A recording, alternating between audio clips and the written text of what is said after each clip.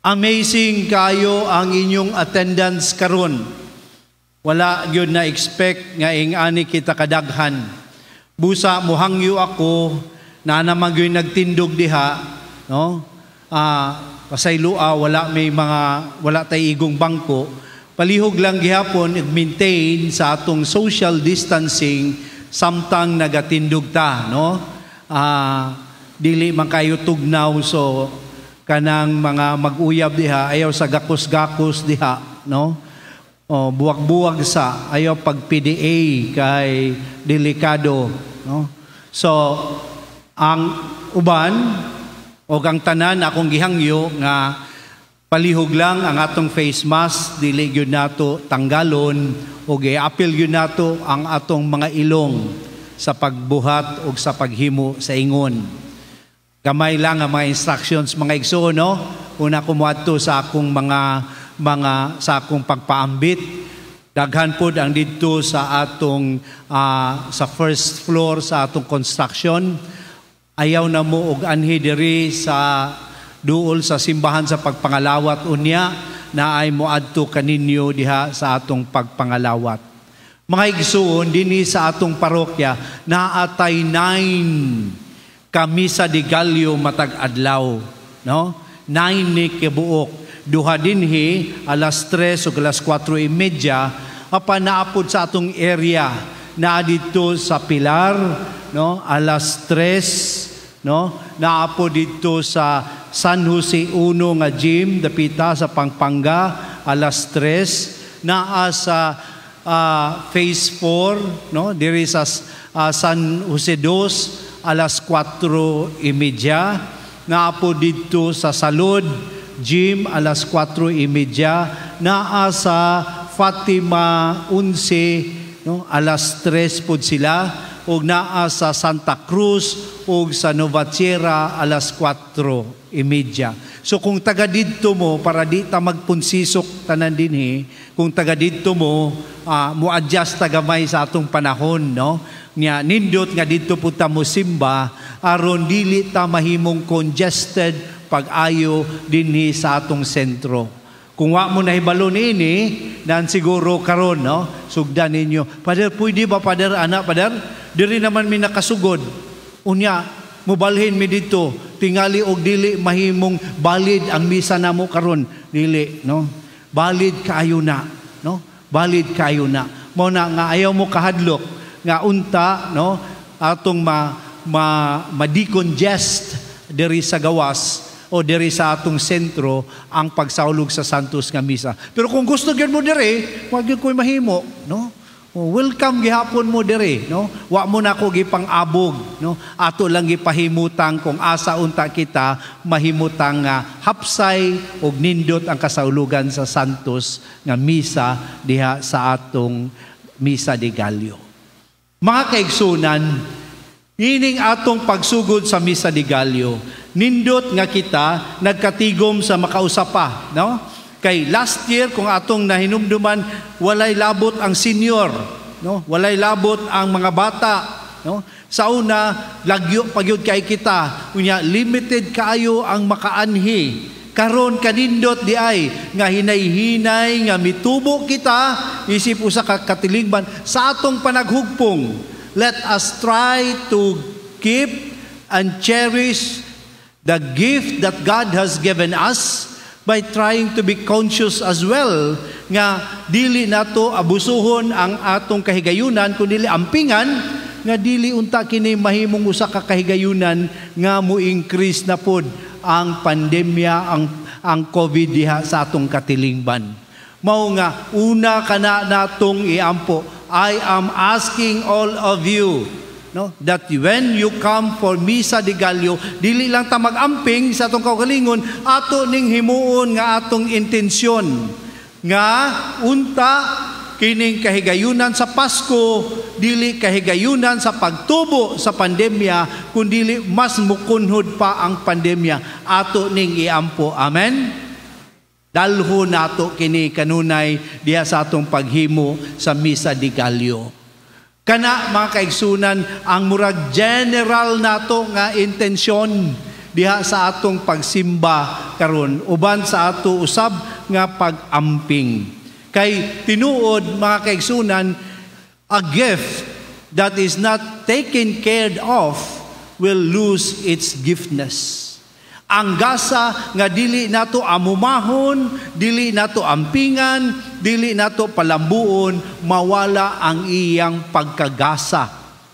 Mao na nga kita gigasahan sa Dios. Mao na ang atong gi-recognize karon sa 500 years of Christianity. Gigasahan kita sa Dios. O kining maong gasa, unsa man kadako ug unsa kagamay, kita isip mga piniyalan ato gayud kining ampingan. Mao mga kaigsunan, kung nakakita mo sa program o nakakita mo diha sa atong Facebook, ang atong tema karon diha sa atong kasaulugan sa atong Misa de Gallo o sa atong Pasko nga ato una nga gi-recognize sa atong kaugalingon nga isip mga piniyalan. Kita nagkahiusa. Unsay atong gikahiusahan, dili ang kaon. Unsay atong gikahiusahan, nagkahiusa kita sa pagtuo. Pagtuo dinhi sa Misa de Gallo nga dala usab sa atong tradisyon. Only in the Philippines that we are making this as a popular kind of devotion and preparation for Christmas. Ingnon ta mo mga igsoon, lahi gyud ang espiritu sa Misa de Gallo sa Pilipinas. Diin atong masinati nga kini nagatubod gayud gikan sa atong pagtuo sa Dios, ug ang atong pagtuo sa Dios tim-os nga makita sa atong sakripisyo. Kay karon kibaluko, lurat pa na inyong mga mata ba? No? Pag-abot ang nag-1, 5, 6, 7, 8, wala. No? Wala ang mga mata. Murag insik na, di na makita, kay katugo na. Unya, ang mukusog, usahay, ang tulo na lang sa laway, kay naghagok na. Mao na ang atong bantayan. Di ay nga ang Misa de Gallo, dili lang ni maingon nato nga barkada-barkada, exciting, no? Kuyog-kuyog, kining nindot-nindot, tugnaw-tugnaw, kundi sakripisyo kini. Ato lamang masabtan ang sakripisyo nini kung dawat nato sa atong kaugalingon nga kita mga ginasahan nga piniyalan sa Dios. O kining akong gihimo nga pagbudlay sa 9 days, 9 nga kadlawon, no? Mahimo gayud nga usa ka dakong sakripisyo alang sa ato nga pagpasalamat diha sa Dios sa iyang kaayo diha kanato. Mao nga mingon mo nga, sakripisyo gyud Father. No? Nag-istorya mi ni Padre Ramon, mingon mi nga bay murag dakong sakripisyo ni ba?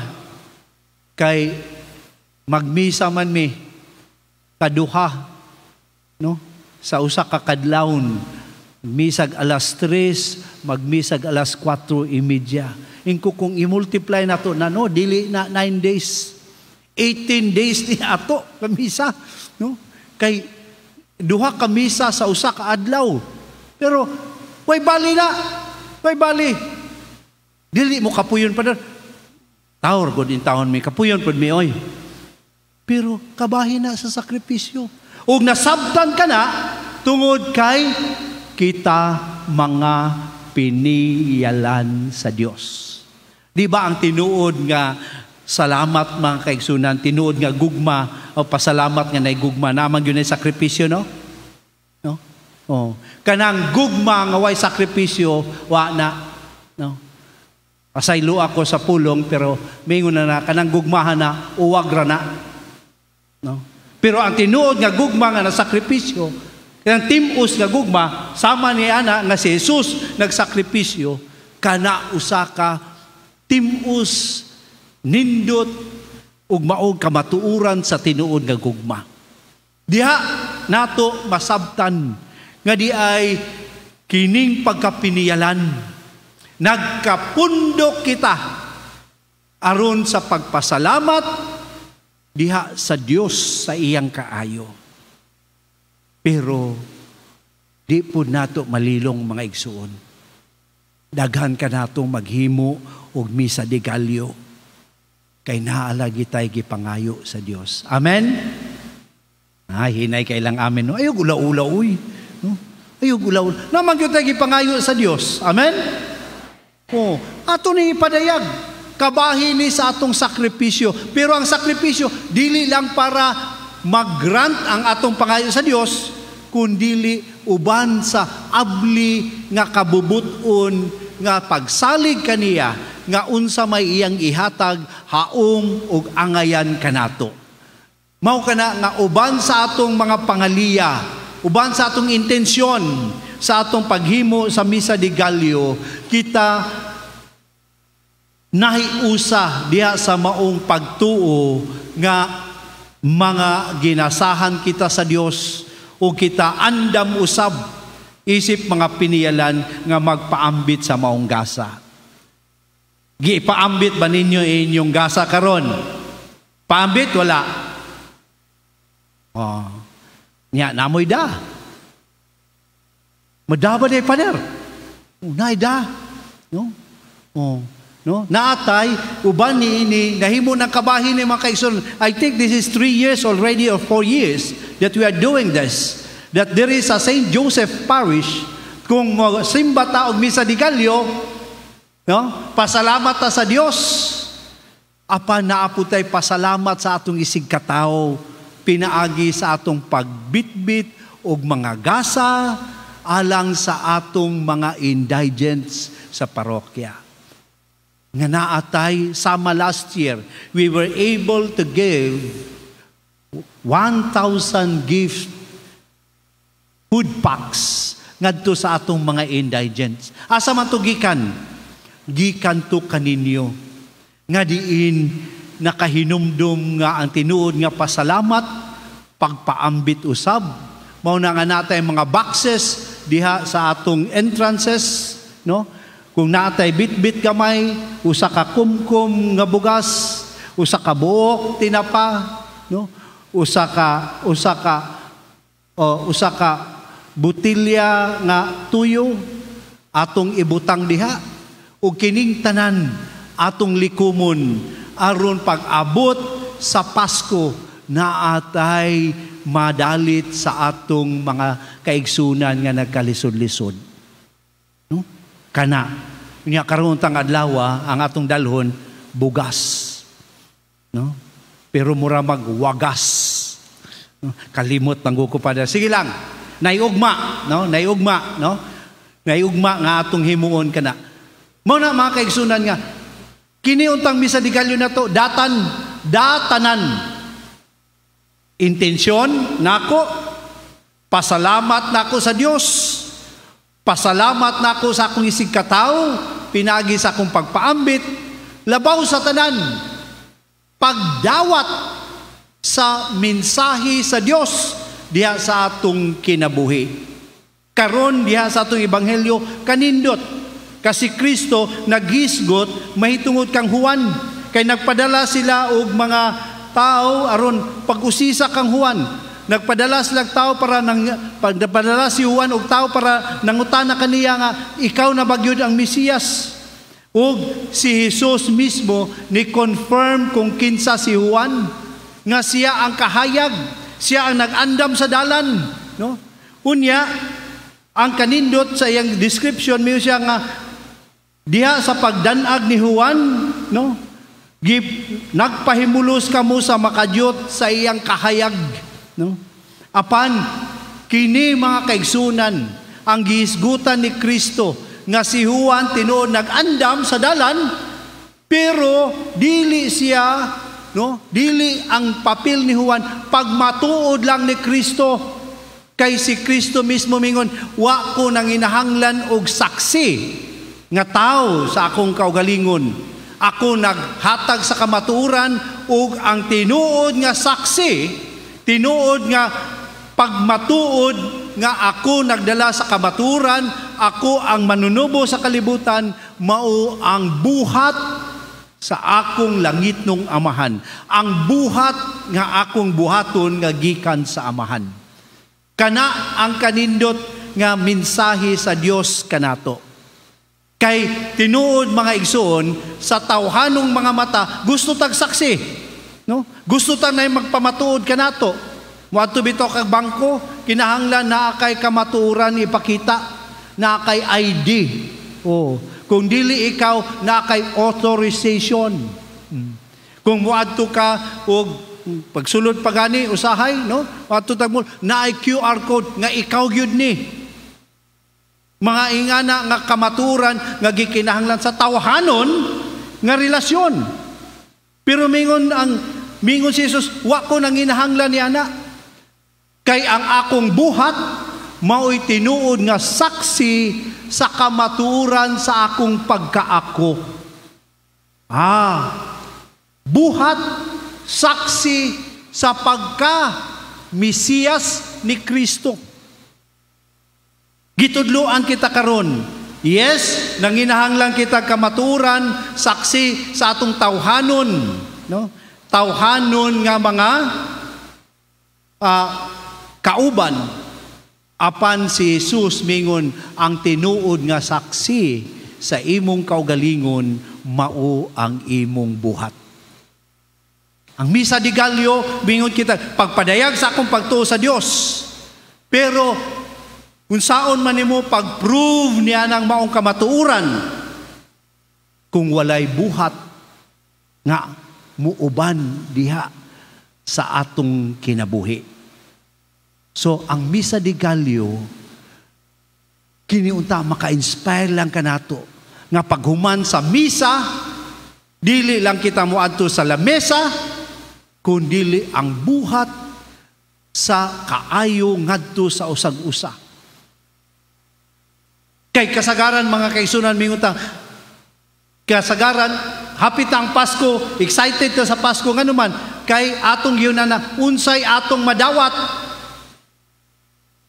Pero siguro nindot nga nining mensahe karon, unsaon ako pagkahimong saksi sa kamatuoran nga akong gibarugan.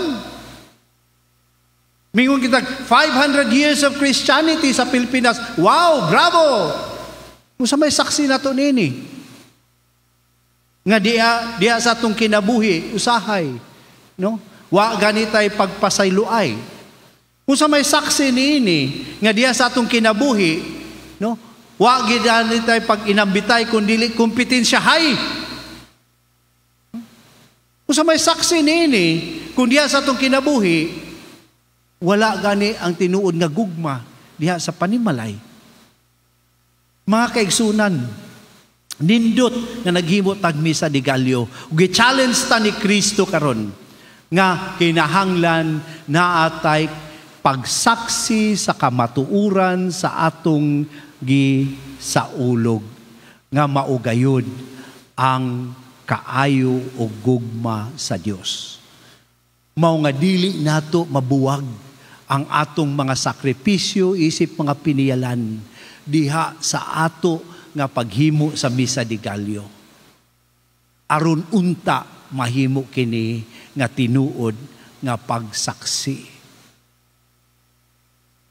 Nay usa ka tao nga dili Katoliko o niya dili Pilipino naka-witness kung unsa kanindot ang Misa de Gallio. Ay kadaghang mga tao, no? Sus, puno ang mga simbahan. Ay kanindot sa atmosphere. No? Pero sa iyang pamalandong mingon siya, para asa man kining tanan? Kung kini dili mo dagayday diha sa kinabuhi sa mga Pilipino. Baw na mga kaigsuunan, nga kung ang Misa de Gallio, intensive preparation for the celebration of Christmas, intensive unta ang pagpukaw sa Dios kanato. Hoy! Ayaw katog. Hoy!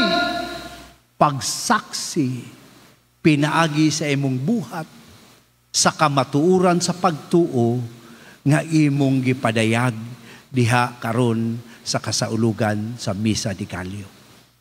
pangayuon ta ang panabang sa atong Ginoo niini. Aron unta sa atong kinabuhi, mahimong kahuluganon ang Misa de Gallo 2021. Tungod kay niining panahona, kita nahimong mga tinuod nga nagsaksi sa kamatuoran sa pagtuo diha sa atong buhat alang sa atong isikataw. Amen.